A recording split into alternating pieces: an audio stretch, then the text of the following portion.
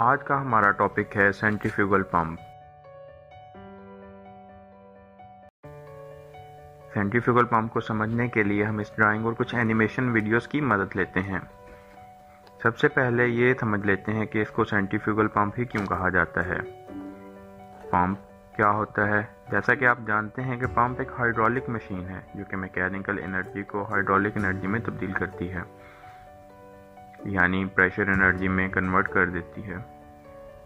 इसका main purpose होता है कि किसी भी लिक्विड या फ्लूइड को एक जगह से दूसरी जगह ट्रांसफ़र करना, यानी हम फ्लूइड को ट्रांसफ़र करने के लिए पंप का इस्तेमाल करते हैं।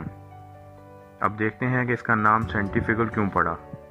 जब हम इस पंप को किसी भी प्राइम मूवर की मदद से घुमाएंगे तो इस पंप के पास मैकेनिकल एनर्जी अवेलेबल रहेगी। इस मैकेनिकल एनर्जी से हम लिक्विड को प्रेशर एनर्जी में तब्दील करेंगे। लिक्विड में pressure energy due to centrifugal force के कन्वर्ट होती है। इस पंप में सेंट्रीफ्यूगल फोर्स डेवलप होती है तो इम्पेलर से वाटर बाहर की तरफ जाता है। सेंट्रीफ्यूगल फोर्स की वजह से इसलिए इस पंप को हम सेंट्रीफ्यूगल पंप कहते हैं, यानी हम सेंट्रीफ्यूगल फोर्स की मदद से मैकेनिकल एनर्जी को प्रेशर एनर्जी या हाइड्रोलिक एनर्जी में कन्वर्ट करते हैं। अब हम देख लेते हैं कि इसके क्या क्या कंपोनेंट्स हैं।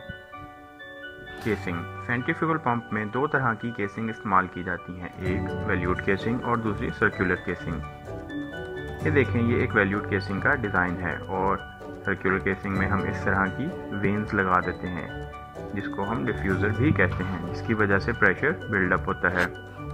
केसिंग का मेन पर्पस क्या होता है, इसको समझ लेते हैं। फ्लूइड के अंदर जो काइनेटिक एनर्जी होती है इसको केसिंग प्रेशर एनर्जी में कन्वर्ट कर देती है। Purpose of casing is to convert kinetic energy into pressure energy। इसके बाद हम नेक्स्ट कंपोनेंट की बात करते हैं जो कि है इम्पेलर। इम्पेलर के ऊपर ब्लेड्स होते हैं, in other words series of blades को हम इम्पेलर कहते हैं। इम्पेलर के ब्लेड्स की शेप भी डिफरेंट हो सकती हैं, या तो ये ब्लेड्स फॉरवर्ड ब्लेड्स हो सकते हैं या बैकवर्ड ब्लेड्स हो सकते हैं या रेडियल ब्लेड्स हो सकते हैं। अगर वाटर सेंटर से कनकेव सेक्शन से निकले तो फॉरवर्ड कर्व ब्लेड्स कहलाते हैं, और अगर वाटर इम्पेलर सेंटर से कन्वेक्स सेक्शन से निकले तो इसको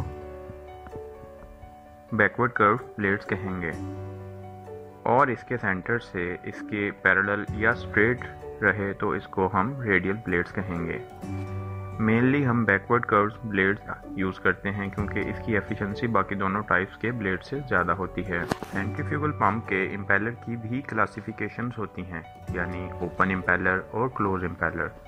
क्लोज इम्पेलर में हमारा इम्पेलर पूरा ढका हुआ होता है, दोनों तरफ से साइड प्लेट्स लगा देते हैं। इसको साइड से अगर आप देखेंगे तो आपको इम्पेलर नज़र नहीं आएगा, अगर टॉप से देखेंगे तो थोड़ा सा इम्पेलर नज़र आएगा।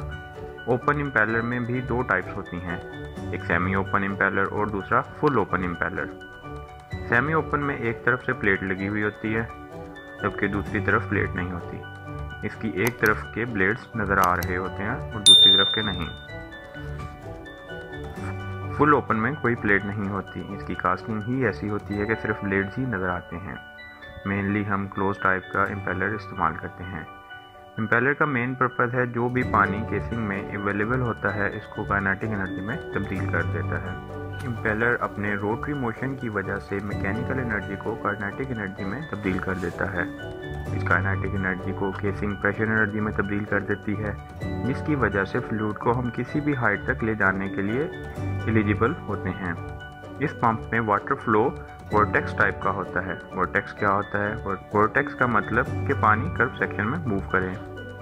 वोर्टेक्स फ्लो दो टाइप के होते हैं, फ्री वोर्टेक्स फ्लो और force vortex flow. Free vortex flow का मतलब है कि जो अपने आप से कर्व में मूव करे, इसको हम फ्री वोर्टेक्स कहेंगे, और जहां हम इम्पेलर लगा कर इसको फोर्सफुली घुमा के वोर्टेक्स फ्लो बनाते हैं इसको फोर्स वोर्टेक्स कहते हैं। स्टैटिक हेड यानी सम्प के लेवल से लेकर डिलीवरी लेवल तक के फासले को हम स्टैटिक हेड कहते हैं। इसको कैपिटल H से जाहिर किया जाता है। सक्शन हेड पंप की सेंटर लाइन से लेकर सम्प के लेवल तक हाइट को हम सक्शन हेड कहते हैं, जिसको स्मॉल h और s से डिनोट किया जाता है।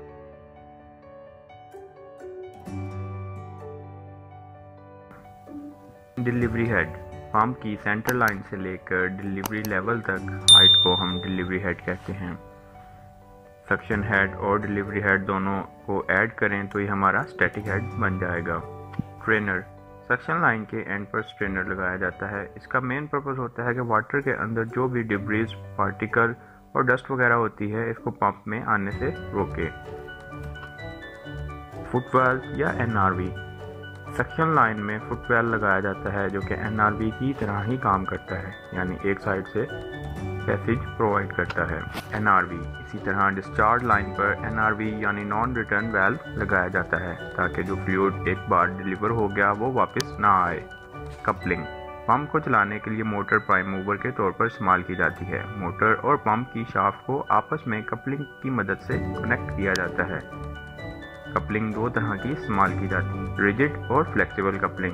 प्राइमिंग, पंप को स्टार्ट करने के लिए जो पहला काम किया जाता है वो है प्राइमिंग। जब पंप स्टॉप पोजीशन में होता है तो इसकी सक्शन लाइन खाली होती है, यानी इसमें एयर होती है।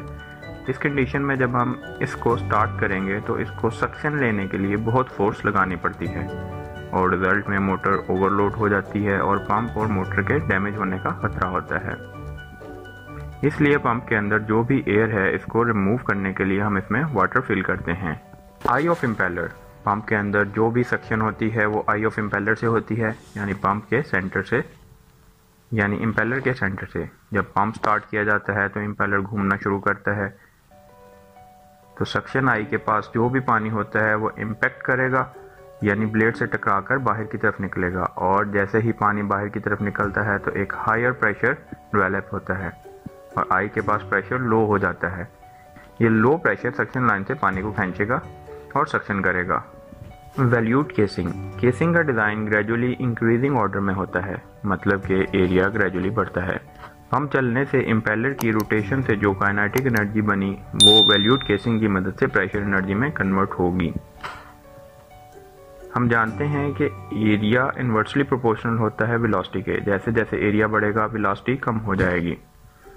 हमने डिफ्यूज़र में पढ़ा है कि जैसे वेलोसिटी डिक्रीज होगी तो प्रेशर बढ़ेगा। वैल्यूड केसिंग का मेन पर्पस होता है वेलोसिटी को डिक्रीज करना और प्रेशर को इंक्रीज करना। इस तरह जब प्रेशर इंक्रीज हो जाता है तो फ्लूइड को हम अपनी डिज़ायर्ड लोकेशन तक पंप कर सकते हैं।